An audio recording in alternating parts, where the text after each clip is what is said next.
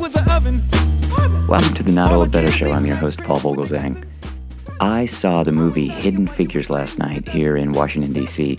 I'll tell you this right up front. This is a superb film. Excellent, really. And judging from the audience reaction, you know, those in the theater with me, we all agreed. Lots of applause throughout, lots of audible gasps at parts of the movie, and certainly lots of talent in the cast and production. Probably most of you know this story by now. Hidden Figures tells a true story of a group of African-American women who worked at NASA to help launch several of NASA's preeminent programs like Mercury Atlas, John Glenn's Friendship 7, and other successful space missions. The cast, made up of Taraji P. Henson from Empire and A Curious Case of Benjamin Button, is really the powerhouse performer here, although everyone is great.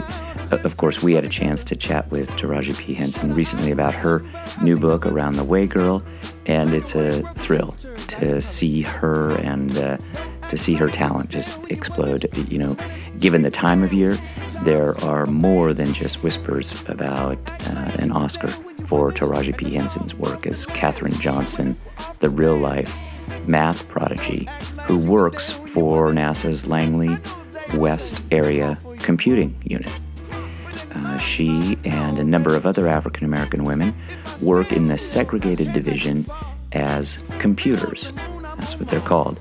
And it's important to point out the vast, literally the vast geographic distance between the West Area Computing Unit and the rest of the Langley campus. As a matter of fact, this distance is, the element of this distance is really a crucial plot point in the film and the excellent book by author Margot Lee Shetterly.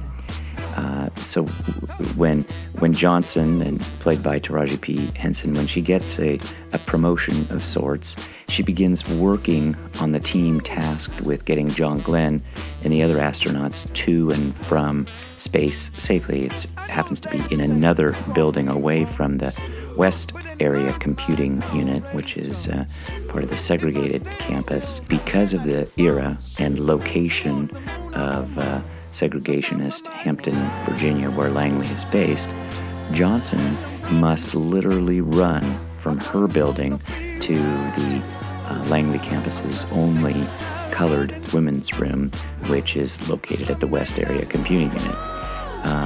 This daily bio break, which occurs a couple of times each day, understandably, gets the attention of Johnson's boss, who's played by Kevin Costner.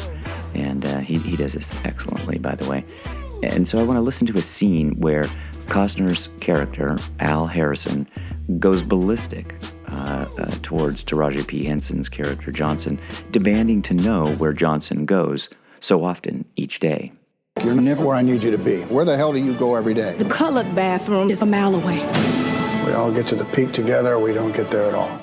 Again, given the timing of the film, 1962, this racism is standard operating procedure, and it's ugly, frankly. And to many of us in the audience, we gasped at this lunacy, but were reminded again of the timing and certainly of the civil rights battle that's going on during this period of time in the film. Well, along with Taraji P. Henson, Octavia Spencer, and Janelle Monáe, who I've known from her Grammy Award-winning singing-songwriting talent, but wow, is she great too, as is Spencer. Each of the three are math geniuses who literally make NASA fly.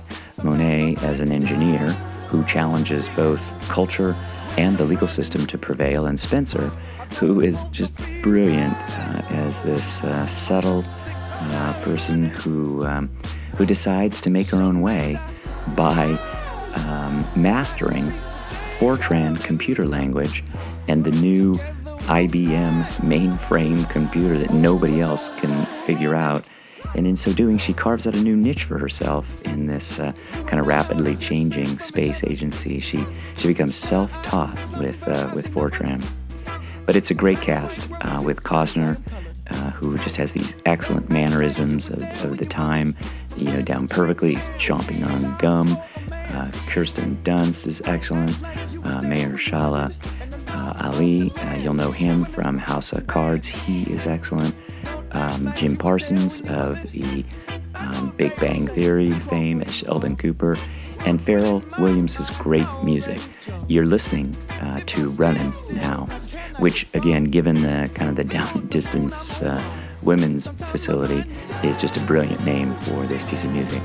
But again, as audience last night, there were these audible gasps as we watched not just the racism, but the sexism against brilliant women, yet due to the Jim Crow laws of the time and the idea that women can't do math, they were all constrained in their paths.